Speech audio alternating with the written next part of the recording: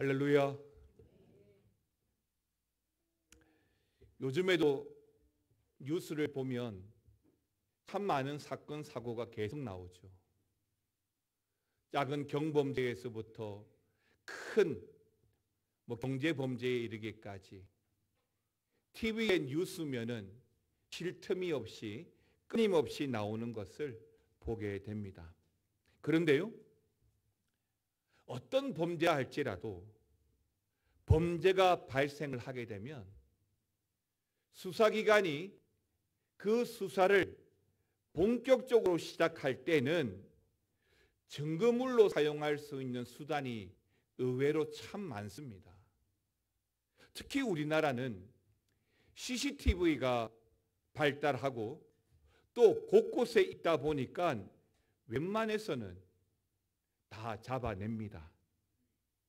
그리고 지문 채취라든지 DNA 검사 또는 시체 부검을 통해서라도 반드시 범인을 찾아내지만 그럼에도 불구하고 실제 재판 정 법원에서 판결을 내릴 때에는 현장을 목격한 그 증인의 증언이 매우 중요한 역할을 하고 있다는 것은 우리 모두가 잘 알고 있는 사실입니다.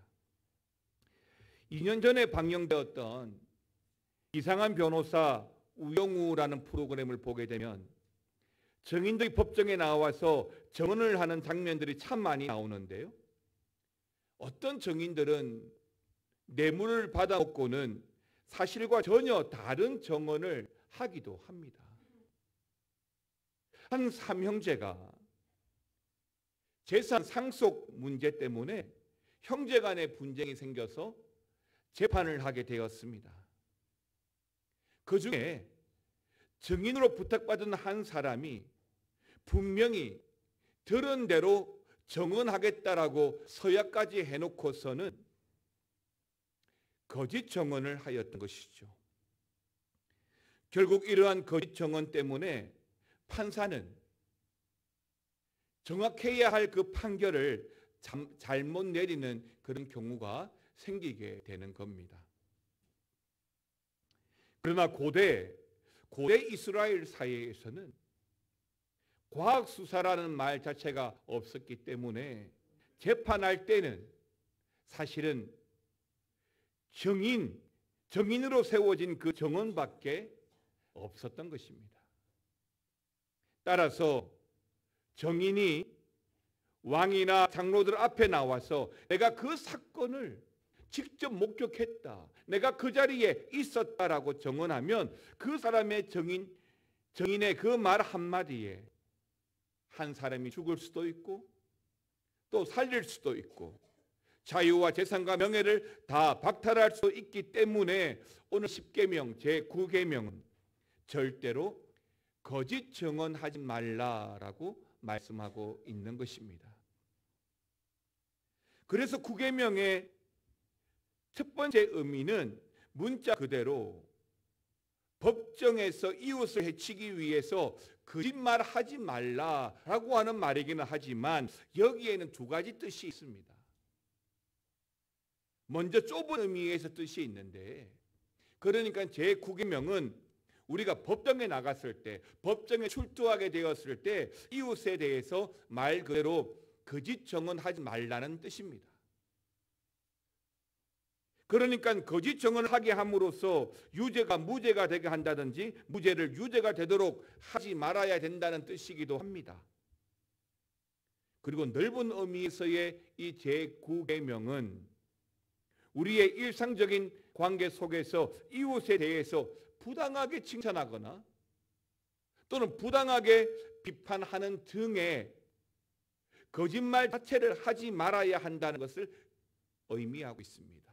그러니까 거짓말 자체가 거짓 증거에 포함될 수 있다라고 하는 넓은 의미의 제9계명을 우리에게 말씀해 주고 있는 것이죠. 이제 오늘 본문의 말씀, 내 이웃에 대하여 거짓 증거하지 말라라고 하는 말씀으로 함께 나누고 싶은 첫 번째 말씀은 재판장에서 이웃에 대해서 정직하게 정언하라. 이것이 제9계명의 좁은 의미에서의 첫 번째 의미라고 말씀을 드렸습니다. 그렇습니다. 결국 재판이라고 하는 것은 각 사람의 재산과 생명에 직결되는 판결을 내려야 합니다. 그런 측면에서 재판에 세워진 이 증인들의 그 정직함은 대단히 중요하지 않을 수가 없는 것입니다. 특히 구약 시대에 이 십계명이 우리에게 주어질 전후의 시대를 볼 것 같으면 그 재판의 형태와 방식이 오늘날과는 상당히 차이가 있는데요. 특히 재판은 성문, 그 성문 앞에서 사람들이 다 지켜보는 가운데 행해야 했고, 또 하나는 당연히 물증도 필요하지만 그에 못지않게 증인의 역할이 대단히 중요했던 재판이었습니다. 조금 전에도 말씀드린 것처럼 그 당시에는 과학수사라고 하는 것 자체가 없었기 때문에 물증이 있다라고 하더라도 얼마든지 변질 또는 위조할 수 있는 것이죠. 그래서 사실은 물증보다도 증거보다도 중요한 범죄의 경우에는 여럿이 증인을 세워서 그 범죄의 유무를 가리고자 했던 것입니다. 여러분, 신명기 17장 6절은 이렇게 말씀해 주고 있는데요. 죽일 자를 2사람이나 3사람의 증언으로 죽일 것이요, 1사람의 증언으로는 죽이지 말 것이며. 그러니까 1사람의 증언 역시도 얼마든지 왜곡될 수 있다라고 하는 관점에서 당시의 재판은 2-3사람의 증인과 또 성문 앞에서 모든 사람이 보는 가운데 재판을 진행했던 것입니다. 그렇습니다. 구약시대에도 이렇듯 재판에 있어서 증인의 역할이 대단히 중요했었는데요. 이게 성경에 기록된 몇몇 재판을 살펴볼 텐데, 첫 번째는 열왕기상 21장 9절에서 10절에 나오는 나봇의 포도원 재판입니다. 여러분, 열왕기상 21장 9절 10절 말씀, 2절 말씀을 다 같이 읽겠습니다. 그 편지 사연에 이르기를 금식을 선포하고 나봇을 백성 가운데 높이 앉힌 후에 불량자 2사람을 그의 앞에 마주 앉히고 그에게 대하여 증거하기를 내가 하나님과 왕을 저주하였다 하게 하고 곧 그를 끌고 나가서 돌로 쳐 죽이라 하였더라. 자, 오늘 본문의 말씀은요, 북이스라엘입니다. 당시 북이스라엘의 제7대 왕이었던 아합, 그리고 그의 아내 이세벨이 이 나봇의 포도원을 가지고 싶어 했습니다. 그렇지만 이 나봇은 아합이 엄청난 큰 금액의 대안을 하였음에도 불구하고 조상으로부터 물려받은 유산이라는 그 이유로 왕의 요청을 거절하게 됩니다. 이에 아합과 달리 그의 아내 이세벨은 마치 왕이 보낸 공문처럼 위조해서 이 나봇이 있는 이스라엘 장로들과 귀족들에게 편지, 공문을 보내게 됩니다. 여기서 이 이세벨은 아무 일도 없는 그 이스라엘 성읍에 강제로 금식을 선포하여서 그 포도원의 주인인 나봇 때문에, 그 나봇으로 말미암아 그 성읍 전체가 회개하지 않으면 안 될 정도로 다급하고 긴박한 상황이 일어난 것처럼 거짓을 연출하였던 것이죠. 또 더 나아가서 이 나봇을 대역죄인으로 만들어서, 즉 하나님을 저주하고 왕을 도주했다는 그 엄청난 죄를 만들어서 재판정에 앉힌 후에 거짓 증인 2-3사람을 세워서 그렇게 나봇을 죽이고 그로 말미암아 나봇의 포도원을 빼앗았던 것입니다. 그리고 이 이세벨의 각본대로 당시의 귀족들도 제사장들도 일사천리로 움직여 주었죠. 그러니까 먼저는 이세벨의 모략이 있었고 또 거짓 증인 두 사람도 만들어 세웠습니다. 그리고 나봇이 하나님을 저주하였다, 왕을 저주하였다라고 거짓 증언하게 하였습니다. 결국 나봇은요, 이 일로 말미암아 재판, 그러니까 성문 밖으로 끌려 나와서 재판과 더불어 즉결 처형, 돌에 맞아 죽게 되었는데, 바로 이 사건을 통해서도 증인이 얼마나 중요한가를 우리는 잘 알게 되는 것입니다. 신약에 와서 또 가장 대표적인 재판이 있는데요, 우리 예수님의 십자가 재판입니다. 여러분, 마가복음 14장을 함께 보겠습니다. 마가복음 14장 56절 57절인데요. 시작.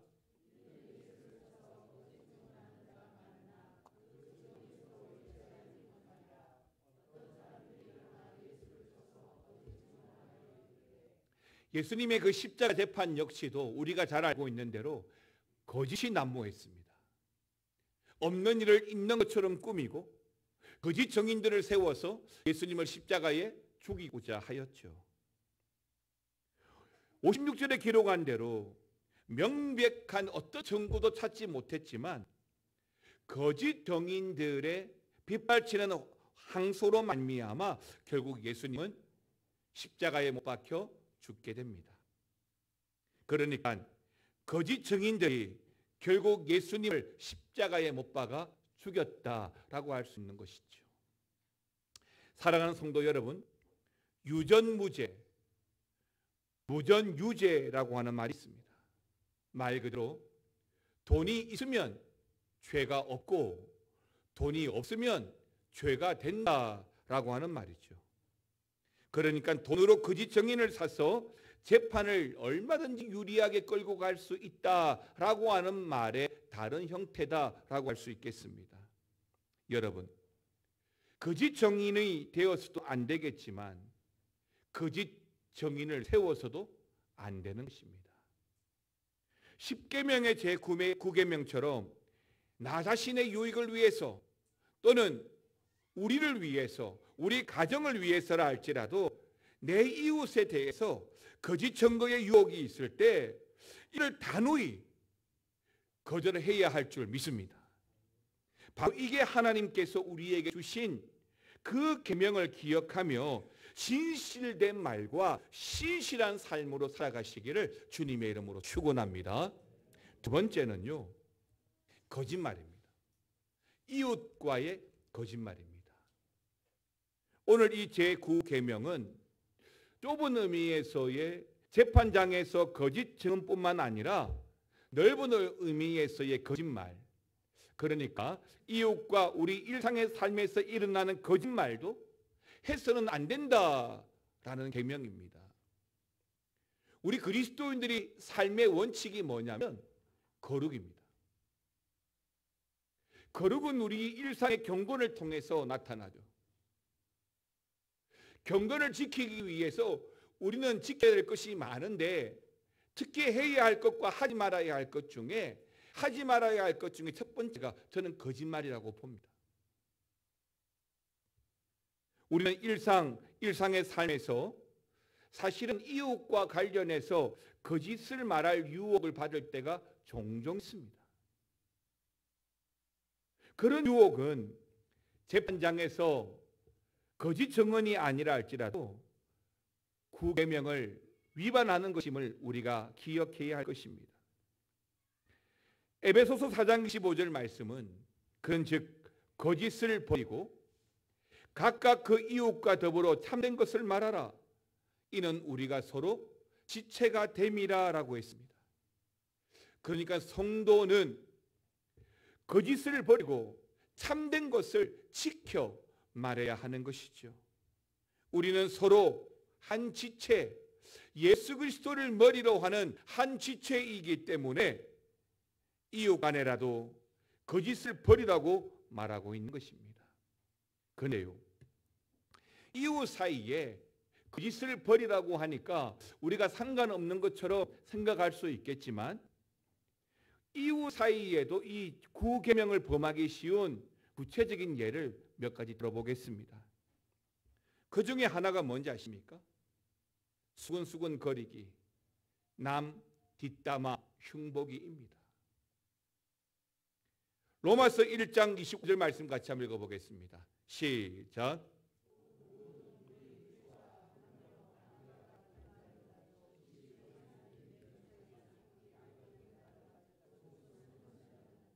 여기서 수군거린다, 수군수군한다 라고 하는 것은 남의 이야기를 하는 것입니다. 나쁘게 말하면 사실을 왜곡하는 것이다 라고 말할 수 있겠습니다. 남의 말 하기를 좋아하는 사람들이 가끔 있습니다. 이런 일을 즐기는 사람은 이 로마서 1장 29절에 뭐라고 이야기했냐면 불의, 추악, 탐욕, 악의가 가득한 자와 같다라고 했습니다. 그러니까 수군거림이 결국 왕따를 만드는 하나의 근거가 될 수 있기 때문인데요.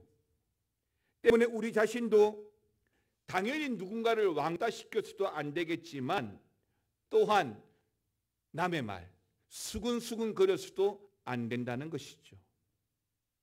만약에 내가 함께 자리하고 있는 사람이 자꾸만 남의 흉을 보고 남에 대해서 수근수근 거릴 때는 그 사람에게 정중하게 말하지 못할 바에는 그 자리에서 일어서는 게 맞습니다.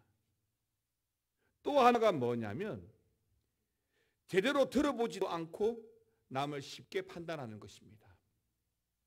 그러니까 성급한 판단이죠. 가까운 사람에게 들은 이야기를 성급하게 판단하는 것입니다. 여러분 보통 사람들은요 어떤 말을 듣게 될 때 그 사람의 관점에서 그 말을 듣지 않습니다. 나의 입장에서 그 말을 이해하고 나의 입장에서 그 말을 듣습니다. 그러니까 더하기, 십자가 이 표시가 그려져 있는 카드를 내밀면 수학 선생님은 덧셈이라고 말할 것이고 목사는 십자가라고 말할 것이고 경찰, 교통경찰은 사거리라고 말할 것이고 산부인과 의사는 배꼽이라고 말할 것입니다. 사람은 저마다 자신의 관점에서 문제를 보고 자신의 관점에서 보고 들은 것으로 판단하기 때문입니다. 특히 어떤 이웃에 대한 험담이나 수근수근거림은 더더욱 그렇습니다.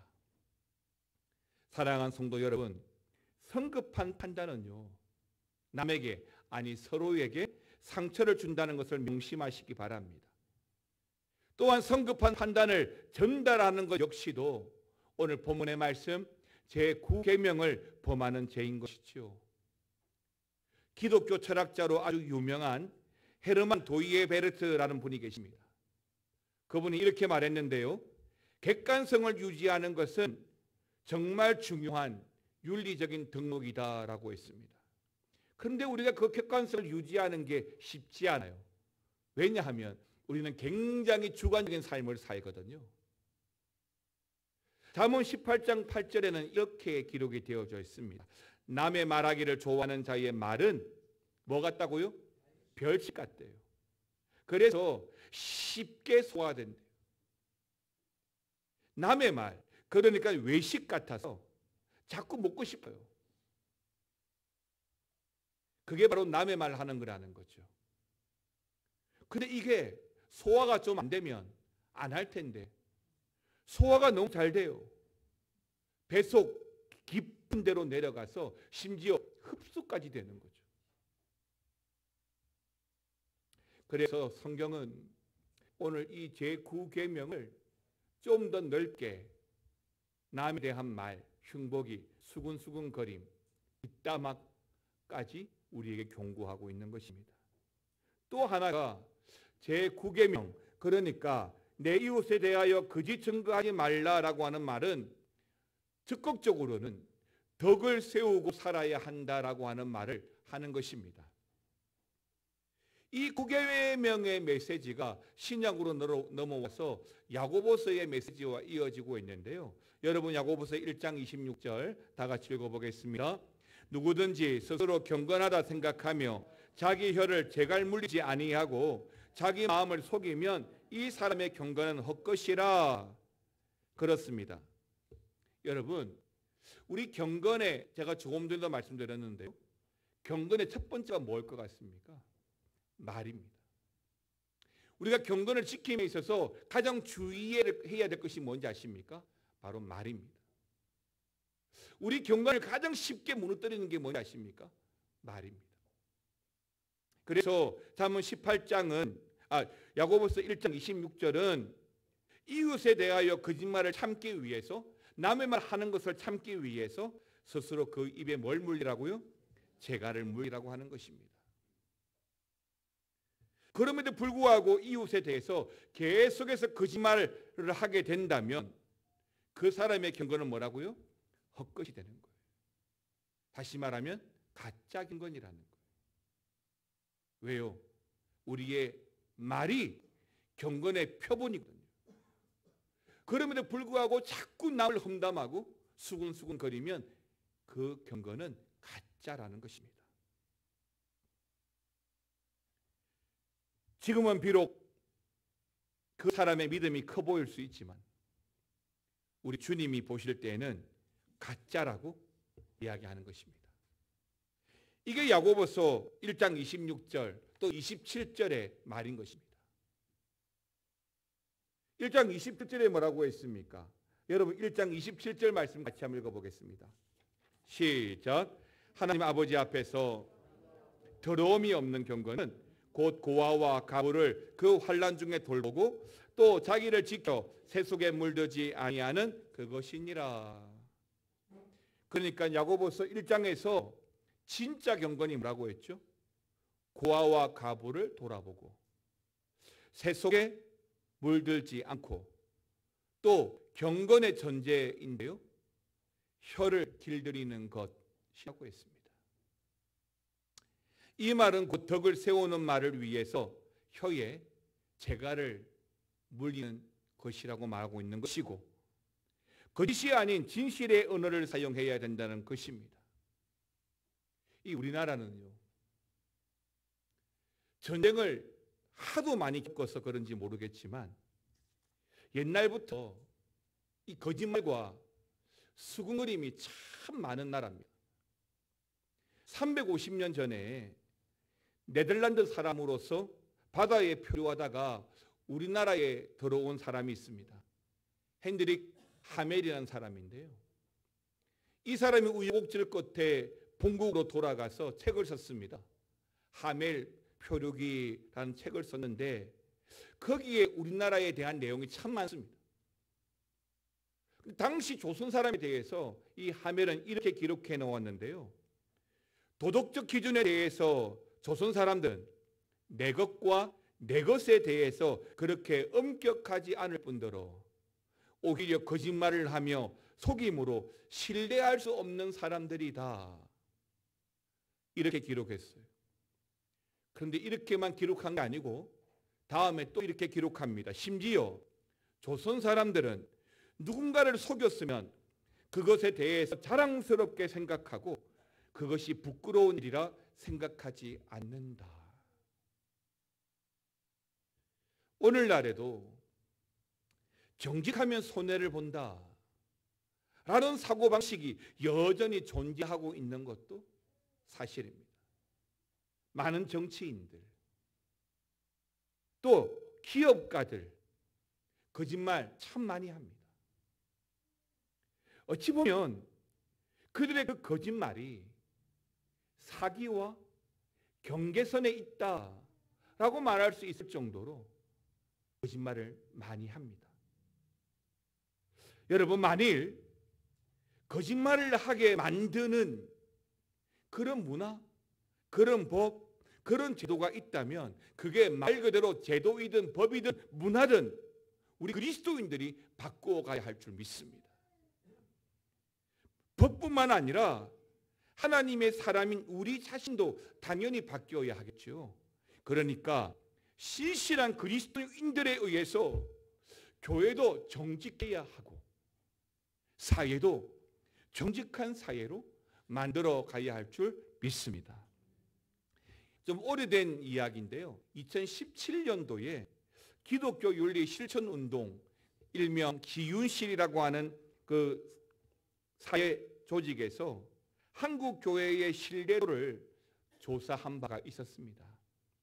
내용이 한국 교회를 신뢰하는가라고 하는 단순한 질문이었는데 매우 신뢰한다가 6.4%, 약간 신뢰한다가 13.8%, 보통이다 28.6%, 별로 아니다 31.1%, 전혀 신뢰할 수 없는 집단이다 20.1%입니다.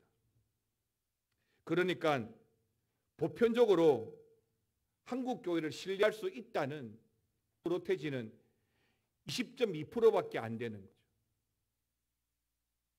그리고 신뢰할 수 없다가 51.2%입니다. 보통 신뢰할 수도 있고 안 할 수도 있는 보통이 28.6%니까요. 부정적으로 말하는 대답이, 한국 교회를 불신하는 대답이 51%가 넘게 나왔다는 것입니다. 세상은 교회를 보면서 말만 번지르르게 한다라고 하는 말을 참 많이 합니다. 여기에 대해 우리 교회와 성도는 책임이 있습니다. 말이 앞서는 것이 아니라 삶이 앞서고 세상과 이웃에 대해서 말만 사랑을 전하는 것이 아니라 실제로 교회가 그 사랑을 실천하는 그리스도의 말씀을 실행해가는 그런 교회가 되어가야 하는 것입니다. 사랑하는 성도 여러분, 거짓의 문제는 윤리적인 문제가 아니라 우리 성도, 그리스도인 존재의 문제입니다. 요한복음 8장 32절은 너희가 진리를 알지니 진리가 너희를 자유롭게 하리라 라고 했습니다. 그렇습니다. 진리는 예수님이죠. 거짓과 반대입니다. 그런데 우리는 예수님께 속한 자녀죠. 때문에 그 진리에 속하여야 하는 것입니다. 그러므로 거짓에 대한 문제는 작은 것일지라도 행동의 문제를 넘어서 내가 누구인가, 어떤 존재인가의 문제로 나아가야 하는 것입니다. 사랑하는 성도 여러분,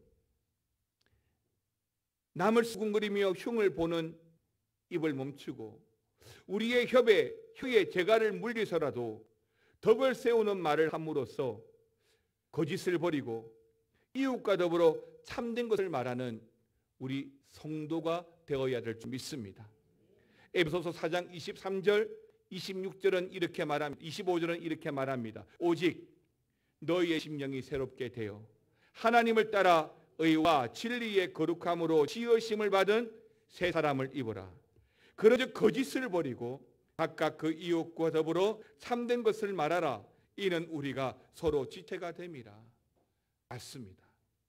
예수 그리스도를 머리로 하는 지체가 되었기 때문에 우리는 참된 것을 말해야 하고 늘 새 사람으로 그 새 삶을 살아가야 할 줄 믿습니다. 사랑하는 성도 여러분, 예수님께 속한 자로서 거짓의 영역에 벗어나서 진리의 영에 사로잡혀 살아가시기를 축원합니다. 다른 방법이 없습니다. 말씀대로 진실하게 신실하게 살아가시면 됩니다. 그래서 우리의 입술에서 우리의 삶에서 거짓을 제해버리고 진실과 신실이 우리를 자랑하는 그런 성도의 삶이 일어나시기를 주님의 이름으로 축원합니다. 찬양하겠습니다.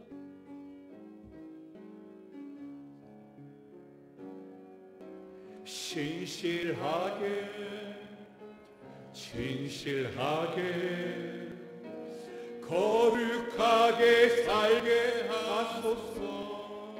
신실하게 진실하게 거룩하게 살게 하소서. 다시 한 번 더 신실하게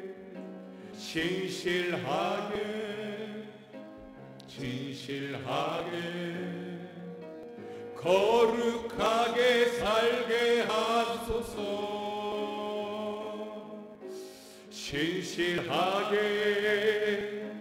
진실하게 거룩하게 살게 하소서. 하나님 나의 마음, 하나님 나의 마음 만져주소서. 하나님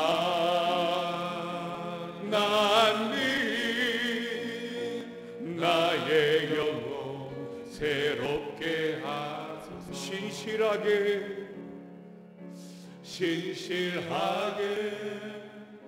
진실하게 거룩하게 살게 하소서.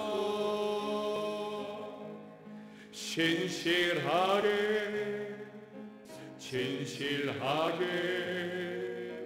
거룩하게 살게 하소서.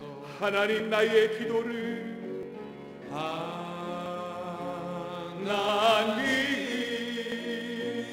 나의 기도 들어주소서. 하나님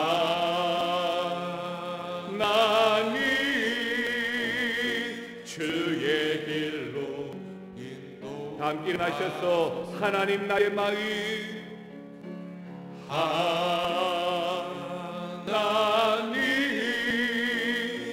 나의 마음 만져주소서.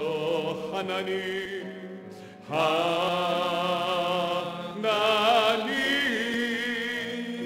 나의 영혼 새롭게 하나님 나의 기도를, 하나님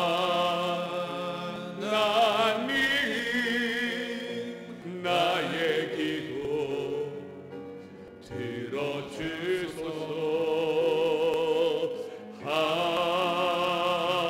하나님 주의 길로 인도하소서.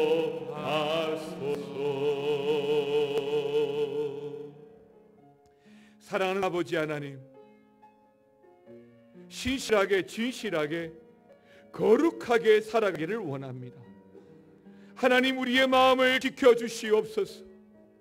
하나님 우리의 입술도 지켜주시옵소서. 거짓 증거하지 말라고 하셨습니다.